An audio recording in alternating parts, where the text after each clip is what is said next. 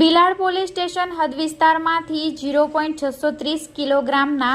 ગેરકાયદેસર ગાંજાના જથ્થા સાથે એક આરોપીને ભીલાડ પોલીસ તેમજ એસઓજી પોલીસની ટીમે ઝડપી પાડ્યો। એક વોન્ટેડ। વલસાડ જિલ્લા પોલીસ વડા ડોક્ટર કરણરાજ વાઘેલાની સૂચના મુજબ જિલ્લામાં ગેરકાયદેસર રીતે માંદક પદાર્થનું વેચાણ તથા સેવન કરતા ઈસમો વિરુદ્ધ કાયદેસરની કાર્યવાહી કરવા માટે આપેલી સૂચનાના અનુસંધાને બીએન દવે નાયબ પોલીસ અધિક્ષક વાપી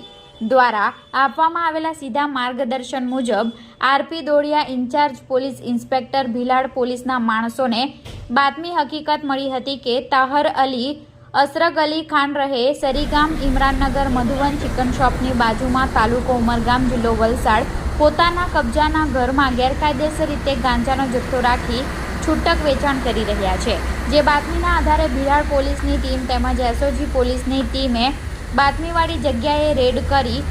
કુલ 0.630 કિલોગ્રામ ગાંજાનો જથ્થો જેની કિંમત 6,300, એક મોબાઈલ ફોન જેની કિંમત 10,000 મળી તમામ મુદ્દામાલ કબજે લઈ વિશાલ પટેલ રહે સેંજાણ તાલુકો ઉમરગામ જિલ્લો વલસાડનાને વોન્ટેડ જાહેર કરી એનડીપીએસ એક્ટ હેઠળ ગુનો દાખલ કર્યો છે।